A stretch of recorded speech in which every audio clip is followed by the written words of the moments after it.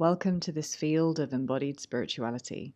If you appreciate my work, enjoy my frequency, and wish to dive deeper with me or share an overflow offering, all the links you need are in the description box below. The mighty are falling so that your soul's mastery can lead the way. I just listened to an energy update by Molly McCord, who's a wonderful astrologer, and became aware of Deepak Chopra, who's a well-known influencer and guide within the spiritual awakening community. His associations with Jeffrey Epstein are being revealed. His communications, his entanglement with Jeffrey Epstein are being revealed. And this really inspired me to speak about these quite significant falls, the fall of the Titans, the fall of these pedestalized beings, the fall of this hierarchical system that has been in place, particularly throughout the Piscean age, of power, control, deviance, a lot of hidden agendas, a lot of subtle coercion, manipulation, gaslighting, in order to establish hierarchy, in order to establish systems that allow groups, peoples, collectives to be shepherded and conditioned and controlled. These systems and the people that have been leading them, governing them, puppeteering them, are starting to be exposed as the veils thin, as we quickly and rapidly move into the age of Aquarius, a time of higher awareness, divine truth. To me, Aquarius, it's governed by Uranus, if I'm not mistaken. So it's got a very electric energy to it. It's sort of like a disruptor energy, and it evolves, it pioneers for the greater good. And as someone that's been a disruptor since I was a child, I think I came into this world with just this innate knowing that I'm not here for tradition, just for tradition's sake. I'm not here to uphold the status quo. I'm here to evolve, both within myself and in my work, what people deem to be established traditional systems that are maintained purely for the sentimentality towards those systems and traditions, not because they're worthy of being maintained. So as a child, I naturally questioned the current marriage paradigm and contract and the entire dynamic. I was already very, very, even under the age of 10, I was already questioning marriage as a system in its current form. I was questioning, why do we have a royal family? I didn't even at a conscious level know about the depravity within the royal family at the time, but I just knew that these systems do not stand for equality, integrity, justice, fairness. I just had an innate knowing, and as I become increasingly more lucid and aware of my organic path, way, mission, I know that it is absolutely my soul's imperative to just completely plow through and cut through all of these distortions and all of these veils, and to call them out and to support as many people who are willing to listen and question, to at least open their minds and hearts to another way.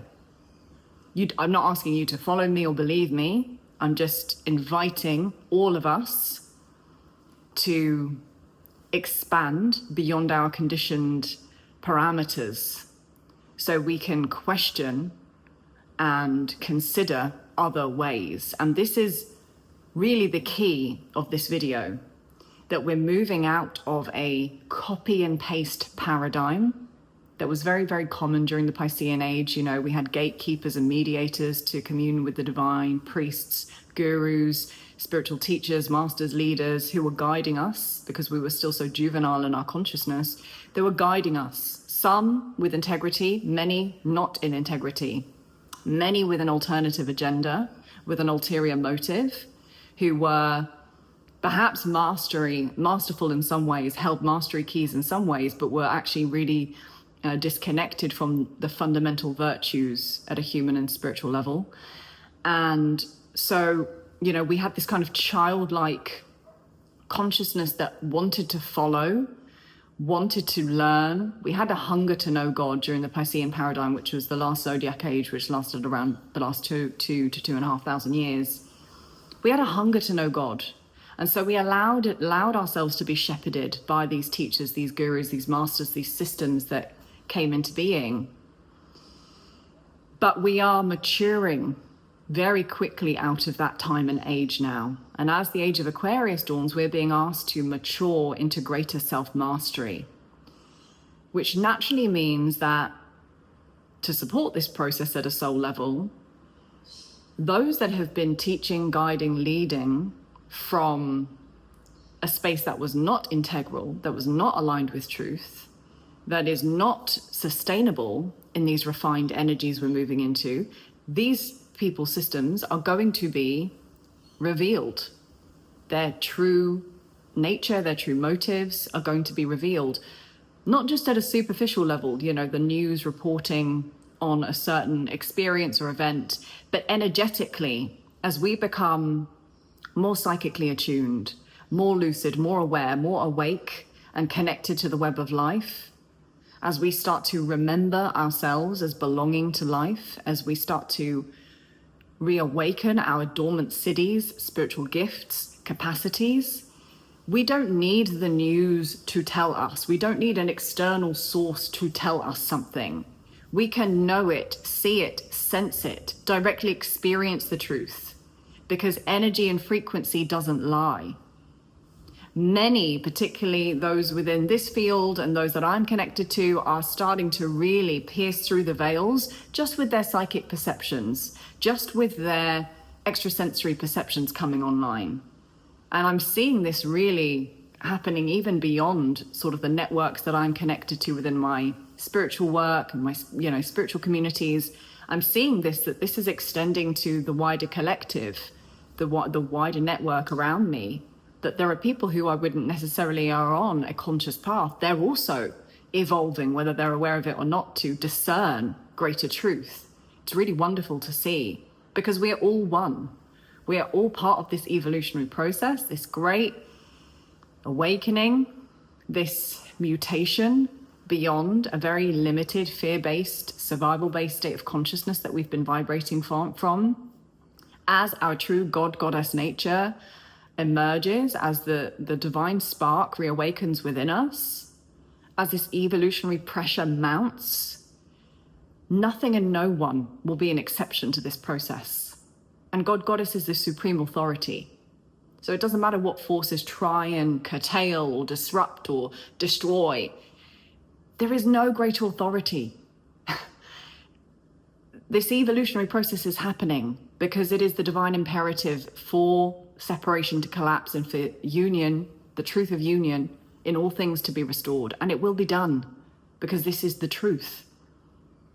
And there have been many, many attempts to disrupt and veil the truth. But there is one authority, and that authority always prevails. But we've needed, as a collective, as individuated expressions of the one, to learn through the contrast, to awaken through this duality of light and dark. It's been helpful for us at a soul school level. And now we're coming into a stage of maturation. We're being invited to come into a state of maturation at this time, where we stop leaning on systems, teachers, guides to show us their way, a way, but instead recognize that everything is a teaching for us, not just the spiritual master, not just the teacher or the guide, not just the system. Every aspect of your life is a teaching, is a lesson, is an opportunity for you to know thyself, to remember your true nature, your true spiritual path, your sovereign remembrance and embodiment really will start to integrate much more deeply when you stop compartmentalizing your spiritual path to say, when I'm in satsang, I'm doing the spiritual work. When I'm in meditation, I'm doing the spiritual work. When I'm in, my group, my circle, with my kin, I'm doing the spiritual work. When you stop compartmentalizing spirituality and you recognize that your entire life is the path, and that you already innately at a soul level know your own unique way. Your soul is encoded with the evolutionary impulses to evolve in the unique way that you're designed.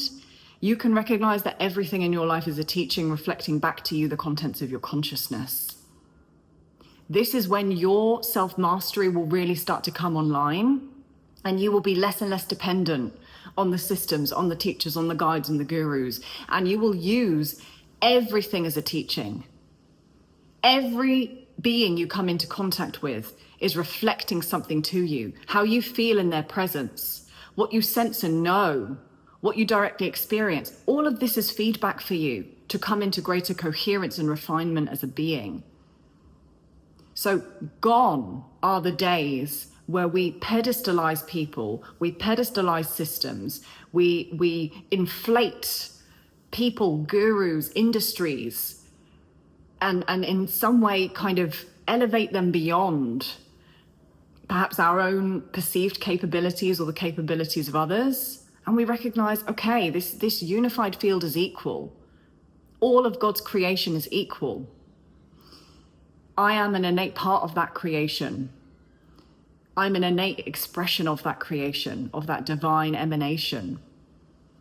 And that means that I've been encoded with, and I am encoded with the same intelligence that informs all of creation. I'm not separate from it. It animates you. It breathes you. In the same way that it animates and breathes all of life.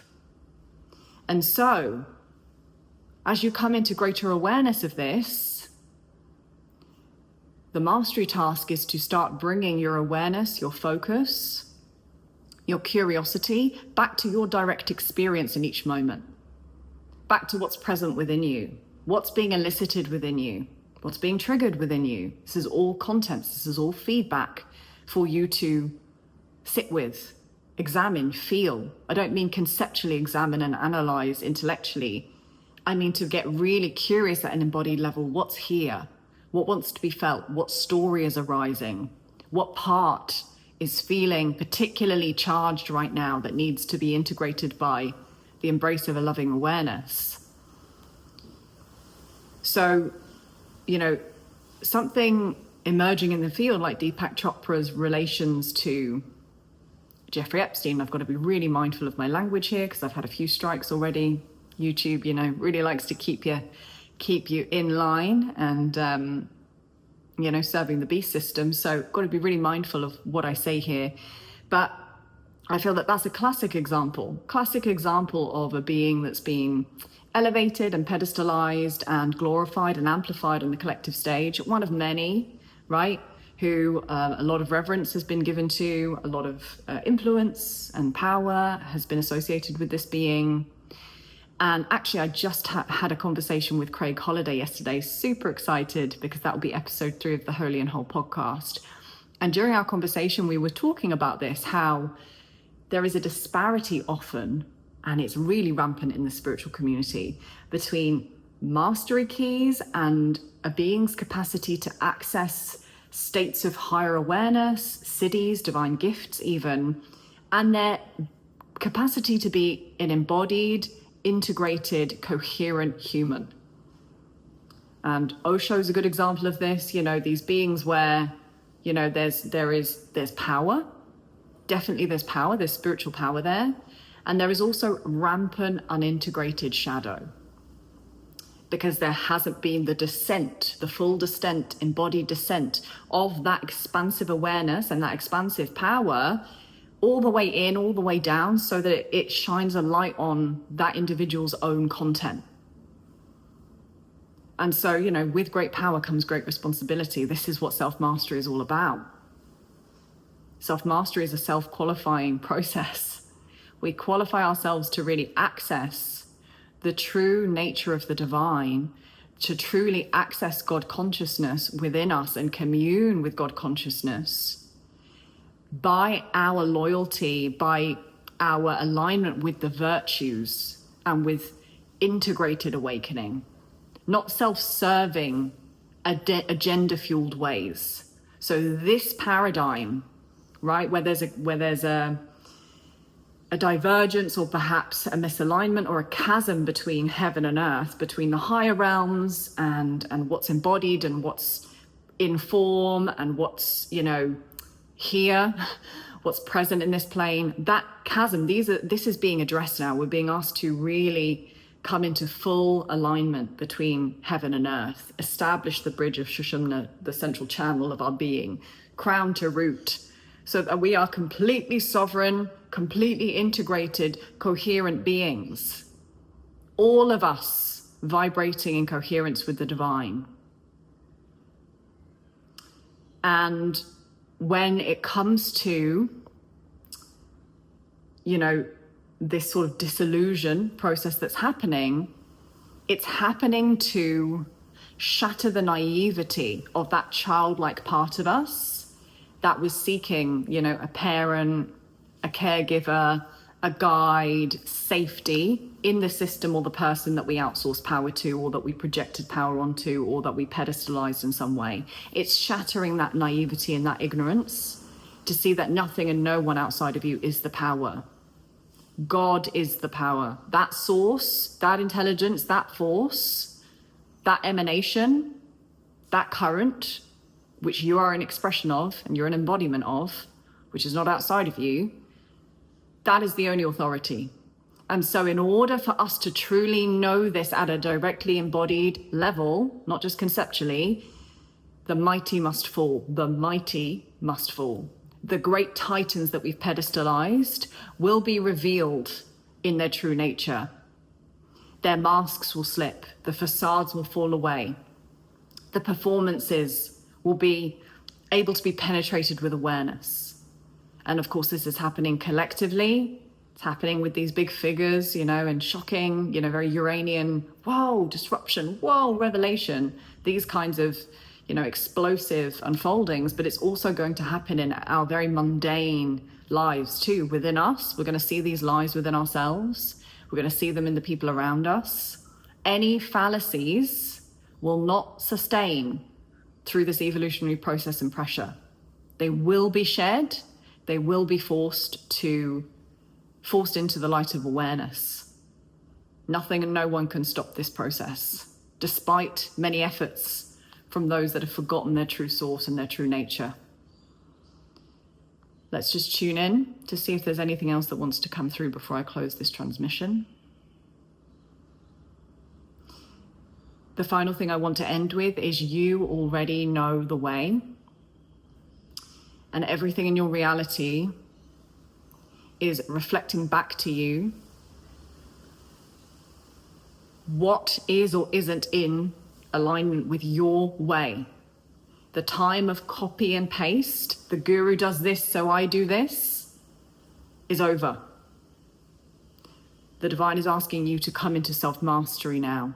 Trust the divine within you, trust God's emanation within you, trust the spark within you, trust this divine intelligence that's informing you, that everything you need is within you. That's not to say that you don't work with integral teachers, practitioners, guides, systems, because we're in form. The contrast is useful for us in order to refine our awareness. Oh, this does work for me, this doesn't work for me. And all of a sudden we start compiling our unique pathway through the contrast.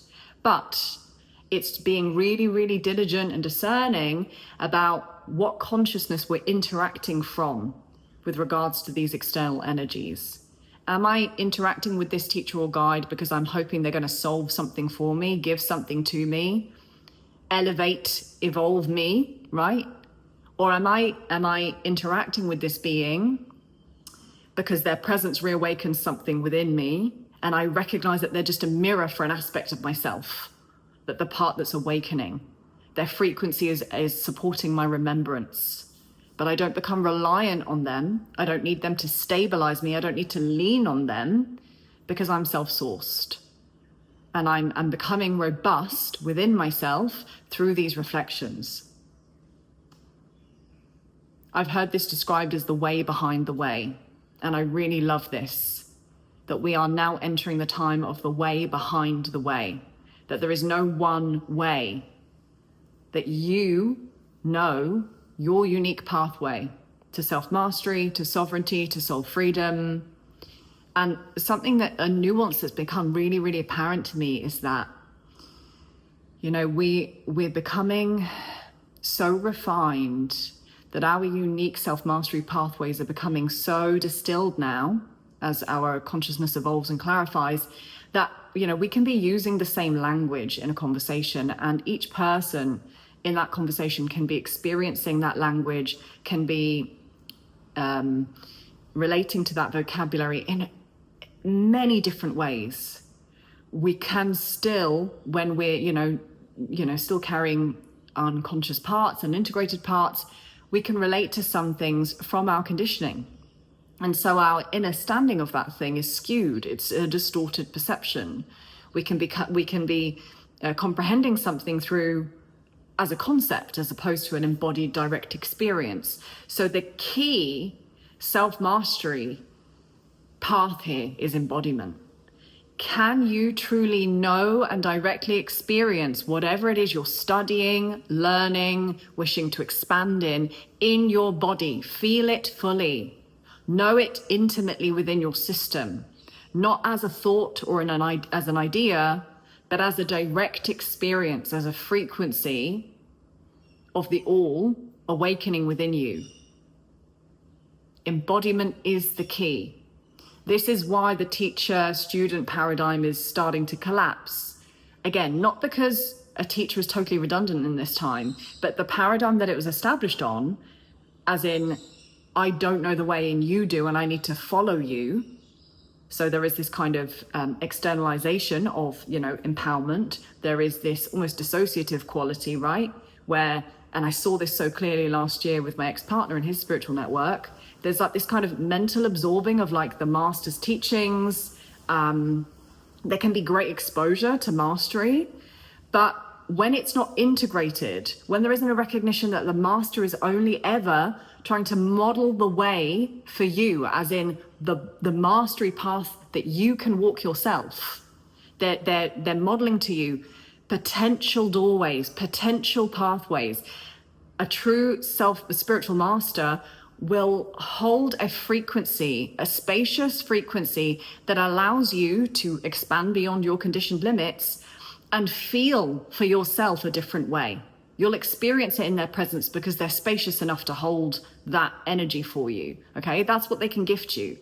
They can gift you the frequency of that truth, and you experience it in your body. But they're not the source. You're the source. You're experiencing it within your own body.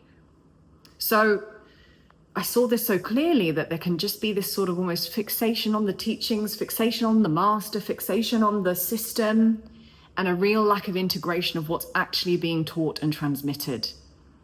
So this is the shift from knowledge and mental awareness to embodiment, direct experience, sovereign truth. We're just at the tip of the iceberg with this process. There's going to be much more to come in terms of revelations, in terms of truth being revealed, in terms of systems collapsing. This is why it's so important now for each being who is ready and awake and willing to do this work to steady themselves in their connection to the divine within themselves. Because in a world of uncertainty, tumultuous ebbs and flows, tidal waves, tsunamis of change, what is your center? Where is your center when there's nothing externally to grasp onto? That's the nature of these times, that every safe harbor, every port we've clung to, you know, every being that we've, you know, been gripping onto and attaching to out of codependency, out of, you know, these kind of parasitic dynamics relationally, all of this is going to be cut away, severed, not to punish us, but to help us to remember that we can swim, that we don't need to use another being or as a system, as a life aid, as a buoyancy aid, because the divine aid is within us. Go well, my friends. Remember the truth within.